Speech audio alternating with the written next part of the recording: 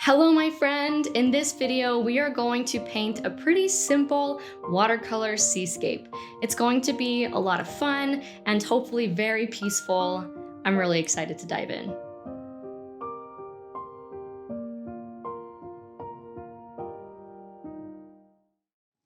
Hello, my friend. I am so excited to paint with you today.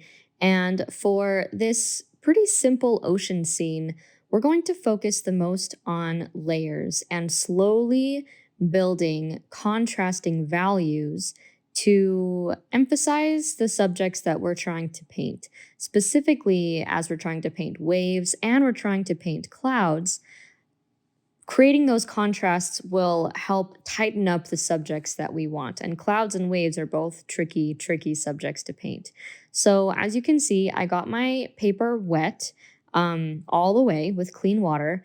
And now I'm starting with the sky. So I'm using a gray color, which you can mix on your own, or I believe I'm using Jane's Gray by Daniel Smith. Um, I'm using a very light value, meaning it's a very watery gray. And I am painting while the paper is still wet, but leaving behind some areas of white space.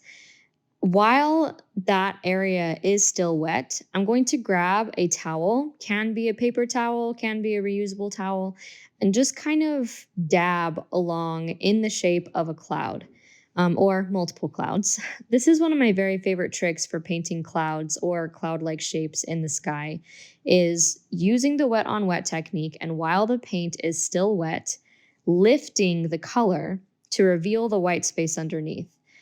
Because as you know, with watercolor, painting white subjects can be tricky because you're not usually painting with white paint. You're usually painting with the white of the paper and like painting around those subjects. So that's what we're practicing in this scene, probably most of all. So after that first layer, I let it dry completely, and then I got my paper wet with clean water again. And now I'm layering on a little bit more of that gray. It's slightly darker value, so slightly more pigment there. And I'm layering it on just in the bottom half of the clouds. One of the tricks with clouds is, you can't just leave a white space. You need to paint the shadows as well. And so one of the ways to paint shadows, and something I tend to remember, is that shadows are usually darker underneath the cloud. And so when I paint clouds, I kind of generally think, okay, the top is going to be lighter and the bottom is going to be darker. So I added those kind of dark shadows just underneath those white of the clouds. And then to accentuate the white even more, I'm adding a darker gray around the clouds. So this is one of those times where we're painting the clouds essentially by painting everything around them. And by initiating and just placing these contrasting values next to each other, the dark gray against the lighter gray, we are essentially painting these clouds. And so that's kind of what I'm doing. I'm going back and forth between adding color and then washing off my paint and using clean water to kind of blend the colors together. Because another thing about this is we don't want very stark lines, right? We want the clouds and the sky to kind of blend in a cloudy, misty kind of way. And so going back and forth between adding paint and then adding water and then maybe dabbing up some of the paint like I did with that paper towel just before. Um, and slowly getting darker with the sky as you move forward.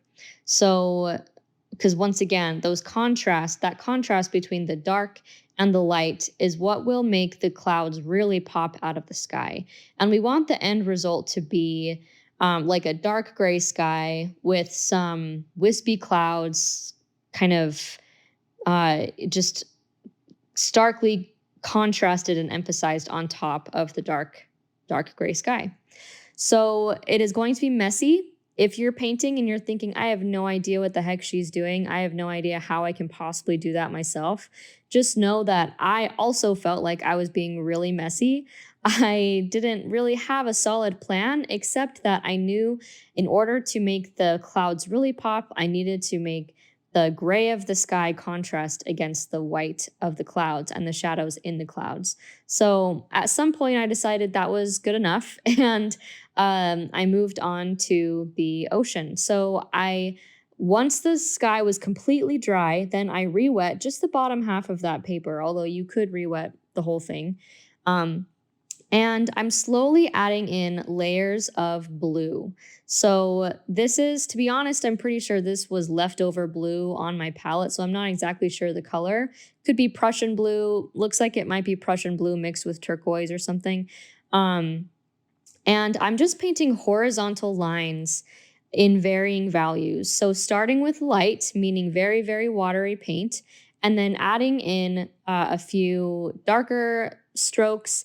I'm doing these horizontal lines and intentionally leaving behind spaces of white because I'm trying to get the effect of rolling waves, basically.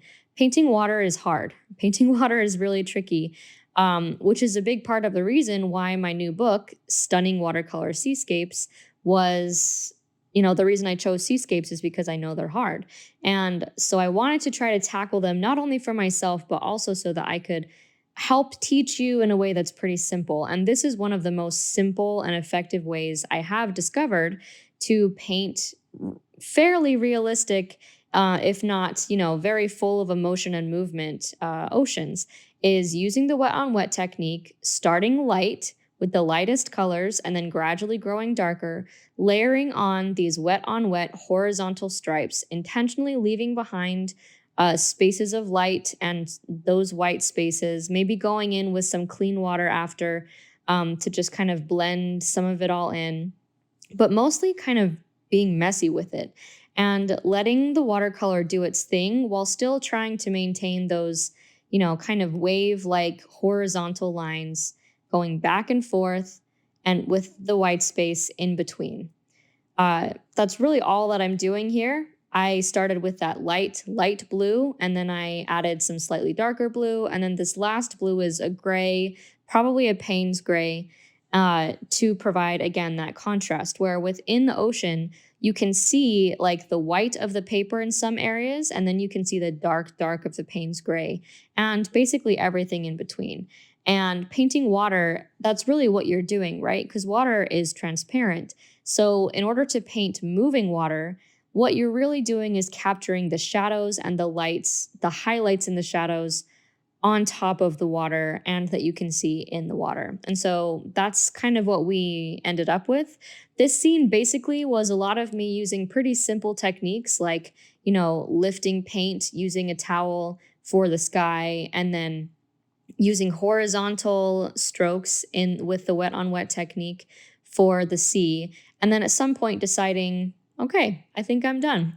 And so when I decided I was done, I let it dry all the way. And now I'm just painting a few birds because I think that one way to really kind of bring, especially simple seascapes like this, to bring a scene together is to add some birds. So my trick with birds is basically to paint different variations of the letter V. So either a right side up V or an upside down V. Maybe I'll add like a tiny little stroke at that corner there for like the head of the bird.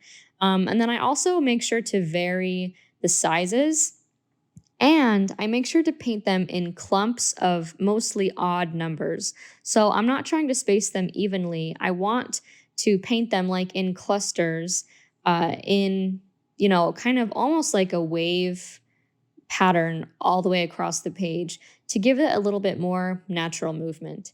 And then having some of the birds be a lot bigger and some of them smaller creates that natural depth also. So now I'm done. That's it. Thank you for painting the seascape with me. Make sure to use the hashtag painting the wilderness for a chance to be featured, and I'll see you next time.